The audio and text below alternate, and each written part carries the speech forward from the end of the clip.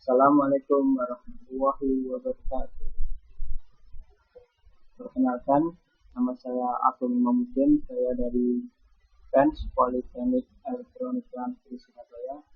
Saya dari jurusan Teknik Informatika, Departemen Teknik Informatika dan Teknik Komputer. Dalam video ini, saya akan menerangkan teori mengenai basis data client server. Pembimbing saya dalam mata kuliah database adalah Bapak Rindra Asmara, Senior Komputer SCA. Pokok bahasan dalam materi ini yang pertama adalah pendahuluan, arsitektur client server, dan pengaksesan query pada basis data client server. Tujuan pembelajaran dari materi ini yang pertama adalah untuk memahami konsep basis data client server, memahami arsitektur client server, memahami pengaksesan query pada basis data client server, dan bagaimana perangkat lunak client server itu sendiri. Yang pertama adalah pendahuluan. Aplikasi basis data terdistribusi dikembangkan dalam bentuk arsitektur client server. Teknologi client server berkembang secara cepat sebagai teknologi lanjut. Pada beberapa waktu yang lalu, sangat sulit memprediksikan status saat ini dengan teknologi client server yang digunakan pada saat ini. Hal ini sama sulitnya dengan memprediksi teknologi untuk beberapa tahun ke depan. Beberapa faktor yang berpengaruh pada fungsi client atau server atau keduanya melibatkan perangkat keras dan perangkat lunak, protokol network, teknologi LAN atau WAN, dan komunikasi. Penurunan biaya dari beberapa faktor tersebut menyebabkan semakin besar kemungkinan mempunyai sistem yang kuat. Berikutnya adalah arsitektur client server. Saat ini, arsitektur client server yang banyak digunakan dalam industri disebut dengan two-tier arsitektur. Pada arsitektur ini, server mengirim data dan client mengakses data. Server memainkan peranan yang dominan pada arsitektur ini. Keuntungan dari sistem ini adalah kesederhanaan dan kompatibilitas dengan sistem yang legal. Arsitektur client server yang dikembangkan kemudian adalah three-tier arsitektur. Pada model ini, client direpresentasikan sebagai host, server, dan client. Server memainkan peranan sebagai penengah dengan mengirim aturan bisnis, yaitu prosedur atau constraint yang digunakan untuk mengakses data dari host. Client berisi antarmuka atau GUI dan beberapa aplikasi tambahan mengenai aturan bisnis. Kemudian server bertindak sebagai conduit of tracing, yaitu memproses data dari versi client, di mana kemudian diproses atau difilter dan direpresentasikan ke pemakai dalam format GUI. Antarmuka pemakai atau aturan pengaksesan data bertindak sebagai conduit.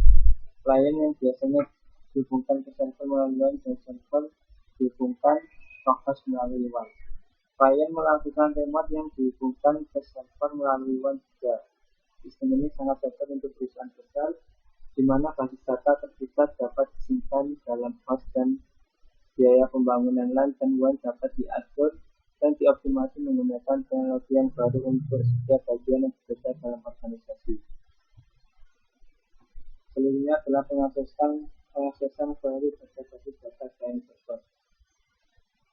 Setiap client harus menggunakan query SQL yang cepat dan menyediakan antarmuka pemakai dan fungsi antarmuka untuk data pemrograman. Karena SQL adalah data standar relasional sebagai SQL server, meskipun disediakan oleh vendor yang berbeda dapat menerima perintah SQL.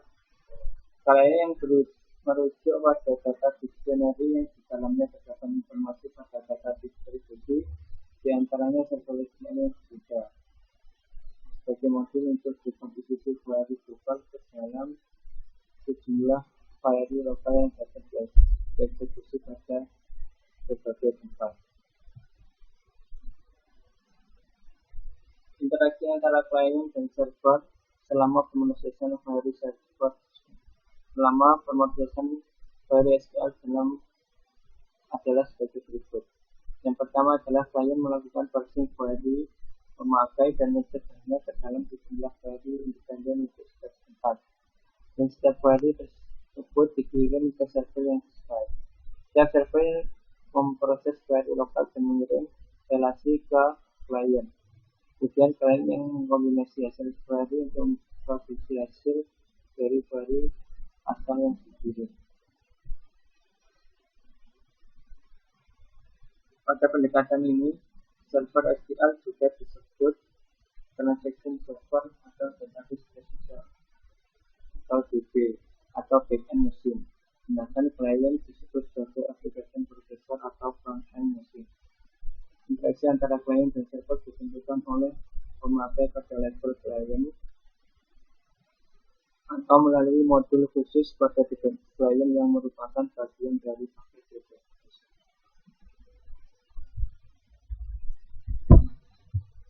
Dalam DBMS yang banyak digunakan, model perangkat lunak dibagi ke dalam 3 level. Yang pertama adalah perangkat lunak server yang bertanggung jawab pada manajemen data lokal.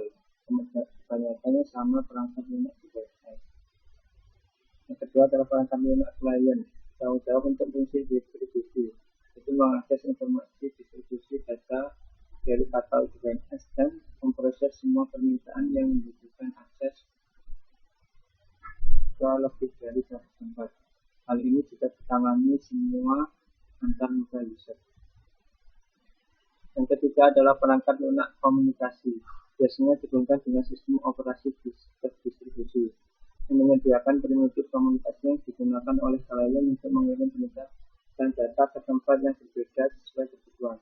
Hal ini bukan bagian yang terpenting dalam DBMS, tetapi menyediakan primitif komunikasi dan pelayanan yang esensial.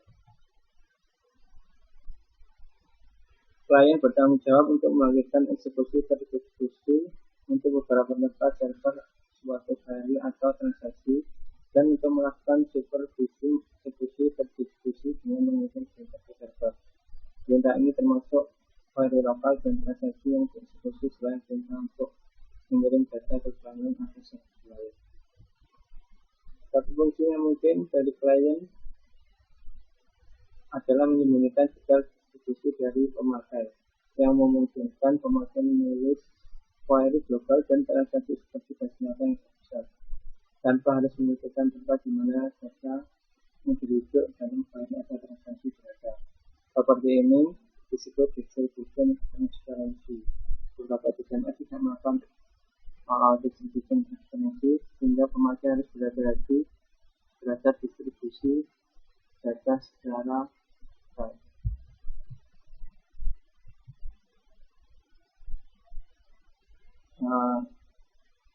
Seperti tadi materi yang telah diberikan, sekarang kita masuk ke ringkasan. Yang pertama adalah konsep arsitektur client server berhubungan dengan proses yang terdistribusi.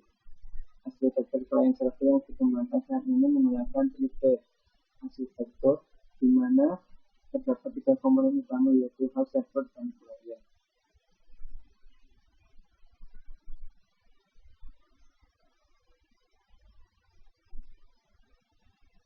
Pengaksesan query dilakukan dengan cara klien melakukan permintaan query dengan mengirimkan query ke beberapa tempat server dan setelah server mengirimkan hasilnya ke klien mengombinasikan hasil query ke query asal. Modul perangkat lunak yang terdapat pada DBMS dapat dibagi dalam 2 level, yaitu perangkat lunak server, klien, dan komunikasi. Sekarang kita lanjut ke soal pertama, apa yang dimaksud dengan sistem client server?